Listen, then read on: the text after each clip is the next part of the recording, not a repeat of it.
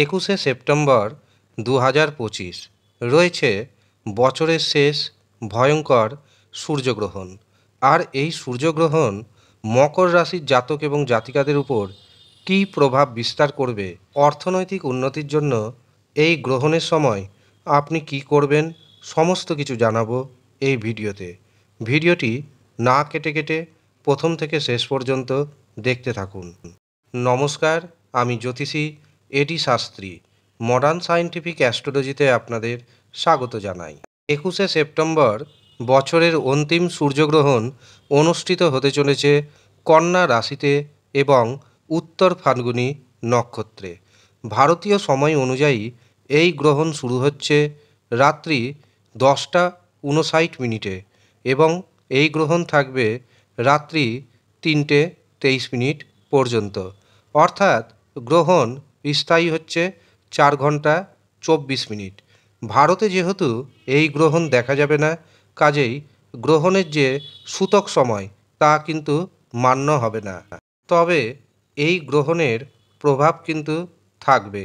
গ্রহণের সময় গর্ভবতী নারীদের বিশেষভাবে সাবধান থাকতে হবে।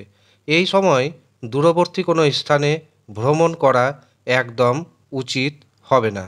চেষ্টা করবেন গ্রহণের সময় উপবাস থাকার। কিন্তু যারা শিশু রয়েছেন, অসুস্থ ব্যক্তি রয়েছেন এবং বয়স্ক ব্যক্তি রয়েছেন, তারা লিকুইড জাতীয় খাদ্য খাবার খেতেই পারেন। গ্রহণের সময় গর্ভবতী নারীদের ছুরি, কাঁচি, ছুঁচ জাতীয় ধারালো কোনো বস্তু ব্যবহার করা যাবে না। গ্রহণ শুরু হওয়ার আগেই চেষ্টা করবেন খাওয়া দাওয়া সেরে নেওয়ার। গ্রহণের সময় আপনি গায়ত্রী মন্ত্র জপ করতে পারেন। ভগবান বিষ্ণুর ওম নমো ভগবতে বাসুদেবায় এই মন্ত্র জপ করতে পারেন, অথবা গুরু প্রদত্ত মন্ত্র জপ করতে পারেন। আর আপনার যদি গুরু না থাকে তবে ভগবান শিবকে গুরু মেনে ওম নমঃ শিবায় এই মন্ত্রটি অন্ততপক্ষে 1008 বার জপ করুন। এতে আপনার মধ্যে নেগেটিভিটি দূর হবে এবং পজিটিভিটি সঞ্চার হবে। গ্রহণ শেষ হয়ে যাওয়ার পর আপনি গঙ্গা স্নান করে নিন। কিন্তু যদি গঙ্গা স্নানে ব্যর্থ হন তবে স্নানের জলে সামান্য গঙ্গা জল মিশিয়ে স্নান করুন। এরপর বাড়ির ঘরের প্রত্যেকটি কোণায় কোণায় গঙ্গা জল নিক্ষেপ করুন। গ্রহণ শেষ হয়ে যাওয়ার পর আমি আপনাদের একটি টোটকা দিচ্ছি। এটি অর্থপ্রাপ্তির টোটকা। এই টোটকাটি আপনি যদি করতে পারেন তবে ভীষণভাবে উপকৃত হবেন। গ্রহণ শেষ হয়ে যাওয়ার পর স্নান করে নেওয়ার পর স্বামী এবং স্ত্রী দুজন মিলে দুটো শুদ্ধ দেশি ঘিয়ের প্রদীপ নেবেন এবং সেটি প্রজ্বলিত করার পর বাড়ির যে প্রধান দরজা সেই দরজার দুই পাশে রেখে দেবেন। একটি প্রদীপ স্বামী রাখবেন, আরেকটি প্রদীপ স্ত্রী রাখবেন। এতে আপনার পরিবারে নেগেটিভিটি প্রবেশ করতে পারবে না, পজিটিভিটি সঞ্চারিত হবে। তবে মনে রাখবেন 4মুখী প্রদীপ অবশ্যই রাখবেন।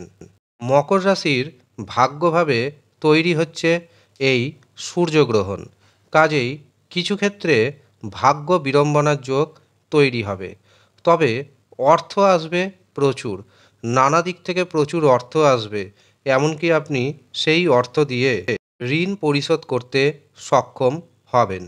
গ্রহণ পরবর্তী সময়ে আপনার পিতার শরীর স্বাস্থ্য খারাপ হতে পারে, সেদিকে আপনাকে কিছুটা হলেও যত্নবান হতে হবে।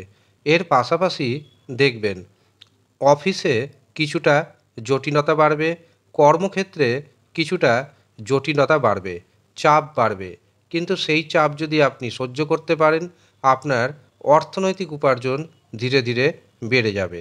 গ্রহণের পরবর্তী সময়ে ধর্মের পথে থাকুন, তবেই দেখবেন আপনার মধ্যে পজিটিভিটি আসবে, নেগেটিভিটি দূর হবে।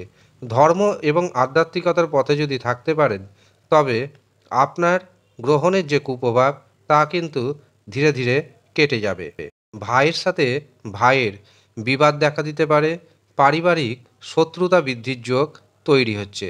তবে গ্রহণ পরবর্তী সময়ে ব্যবসাতে নতুন নতুন যোগাযোগ আসবে, আর এই নতুন নতুন যোগাযোগ আপনার অর্থনৈতিক উপার্জনকে আগের থেকে অনেকটাই বাড়িয়ে দিবে। এই সময় নিজের নাম অনুযায়ী, গোত্র অনুযায়ী মন্ত্রপুত কবচ যারা তৈরি করতে চাইছেন তারা নিজের দেওয়া হোয়াটসঅ্যাপ বুকিং নাম্বারে যোগাযোগ করে নেবেন। সর্বসাধারণের কথা ভেবে মন্ত্রপুত গাছের শিকড়ের পাওয়ার কবচের দাম রাখা হয়েছে মাত্র 999 টাকা। যারা মনে করছেন নেবেন শুধুমাত্র তারাই যোগাযোগ করবেন। এই সময় যে কবচ তৈরি হবে তার কার্যকারিতা থাকবে অনেকটাই বেশি, কারণ এই দিন থাকছে সূর্যগ্রহণের পাশাপাশি মহালয়া। যারা মনে করছেন কবচ নেবেন তারা দেরি না করে ইমিডিয়েট নিচের দেওয়া নাম্বারে যোগাযোগ করে নেবেন। ধন্যবাদ।